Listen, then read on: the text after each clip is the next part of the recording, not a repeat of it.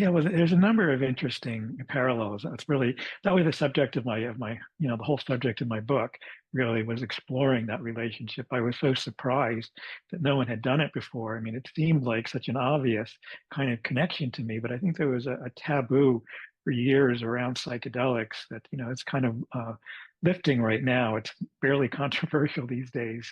But at the time, it was fairly controversial, and I think that's why it wasn't really being discussed, but it's very, very common for people after they have a psychedelic experience, particularly with ayahuasca, especially to have a lucid dream spontaneously that night or the following day. It seems to happen. It seems to open something up in the person. There's a lot of connections, between psychedelic uh, experiences and lucid dreaming. They both seem to usher in material from the unconscious mind or the subconscious mind into the conscious mind in different ways.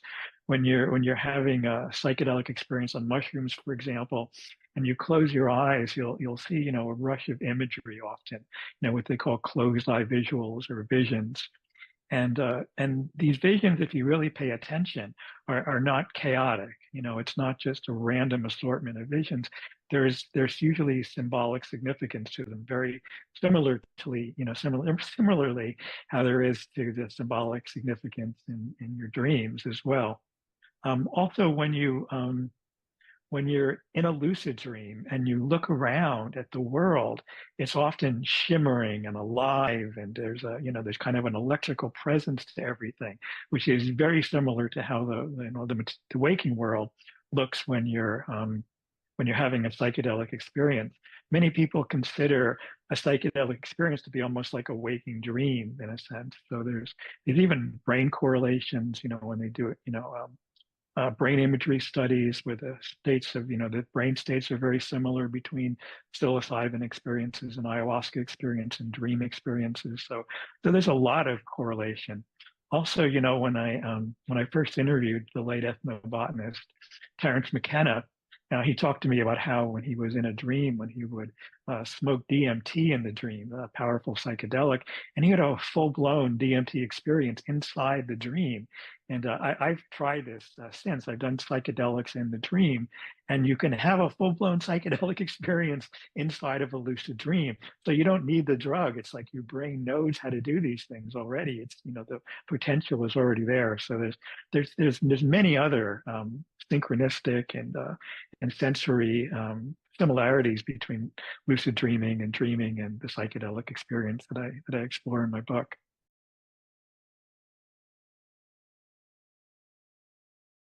I'm not so sure that the insights differ, but the experience will generally stay with you, in a more permanent way Mm. from a psychedelic experience.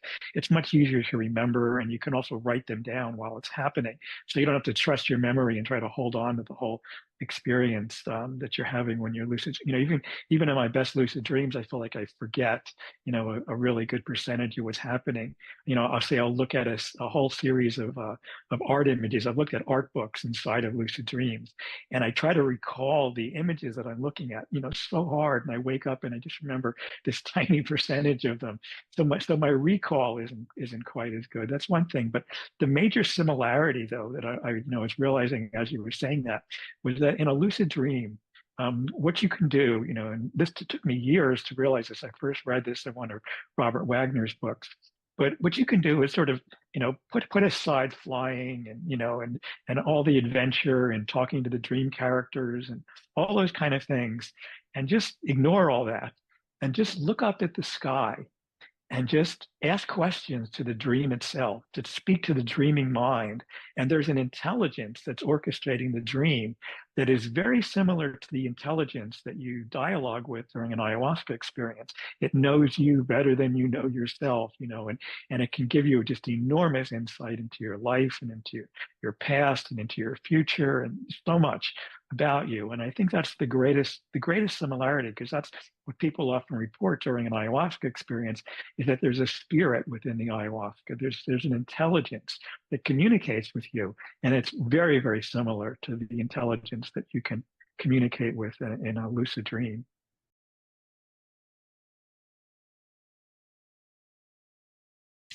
Yeah, that's such a fascinating question, isn't it? I think about that, all the time. I mean, my background's in neuroscience, and they explain dreams by saying that it's the way for the brain to, sort of sift through the memories of the day and throw some out, and then consolidate others. And so it's mostly a way of consolidating memories in the brain. Freud and Jung and other psychologists have talked about how it's a way for the unconscious mind to, communicate in symbols to the conscious mind, things that, we're suppressing or, are having difficulty bringing into our conscious awareness. But, from my, adventures in lucid dreaming, it seems, almost like, interdimensional travel.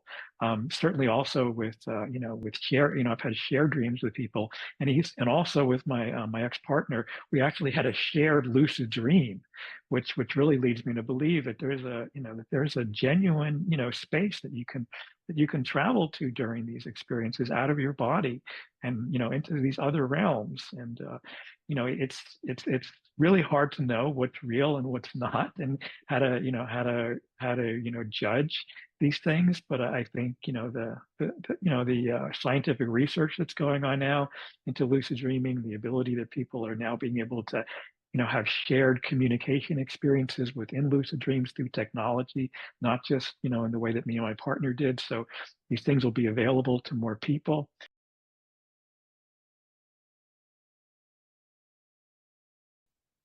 Yeah, I do. It's a very interesting connection. And it's not something that I'm super interested in. Well, DMT, dimethyltryptamine, is a chemical that's naturally found in the human body. It's endogenous to the human body. It's found in almost all animals.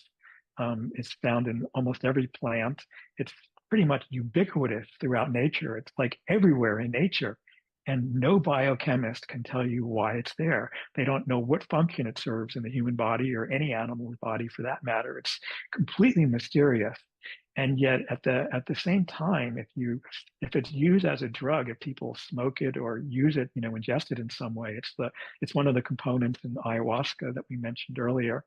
Um, it produces a psychedelic experience that's of an order of magnitude far more intense than LSD or psilocybin or any of the other classical psychedelics. So that in itself is just this big mystery. Um, and then if you ingest enough DMT, what happens is that you find yourself completely immersed in a new reality. It's almost like being in a lucid dream. You no longer can see the material waking world around you. You're suddenly in this other environment where it's populated by intelligent beings, beings that try to communicate with you. Um, and this is the subject of my latest book, the Illustrated Field Guide to the DMT Entities, where me and my great friend Sarah Finn Huntley, who's a brilliant artist, she illustrated the possible DMT entities, and I wrote descriptions of them like it was like a nature field guide, like to reptiles and amphibians and things like that, because people often report so many similarities between the types of entities that people describe. And like in a lucid dream, if you start communicating with them, they seem to know you better than you know yourself. They have this, great wisdom, and it's just this really extraordinary experience. Now, Rick Strassman, one of the researchers who really, pioneered a lot of the studies into DMT, um, hypothesized that the brain produces DMT in higher quantities when we're dreaming. We know that there's higher quantities of it in your bloodstream. In around 3 o'clock in the morning, it's supposed to peak at endogenously in your body. And so he's wondered, could this be an explanation for how we dream? Is it just our body's, natural production of DMT that's causing us to dream? And right now at the Imperial College in London, they're doing studies with extended state DMT, When you take DMT as a drug, it generally, unless you're doing it in ayahuasca where it's extended over several hours, um, if you do it as a drug, that intense state that I'm describing where you're in this other reality generally lasts like 5 or 10 minutes. Your body very quickly metabolizes it and you come back very quickly. So they're finding ways to, through this, the way they put somebody under for anesthesia, they're doing it with DMT at Imperial College and putting people under now, under or over or outer, I don't know how you want to say it, but putting people out into this state of consciousness for extended periods of time, for a half an hour, for an hour, and possibly longer, so they can have longer periods of contact with these entities that people describe in this experience, and hopefully bring back information, bring back experiences that they can share, and hope to be able to tell whether there's an objective reality to this or whether it's just skeptics of course say that it's just hallucinations, that people are just seeing something that's not really there, and people that come back from the experience are like, no way, this is definitely real. You have to experience it for yourself to see what I'm talking about, but it's more real than real, is the most common thing that people say about it. So it seems like it's another level of reality, kind of like what you experience in a lucid dream, that has that sense of reality to it. It doesn't just feel like it's something that your brain is creating. You feel like you're really visiting, another plane of reality. So the other thing they're doing now at Imperial College is they're sending people out together. They're sending them to see if they can have shared experiences in these states as a way of also being able to tell if there's an objective reality to these experiences.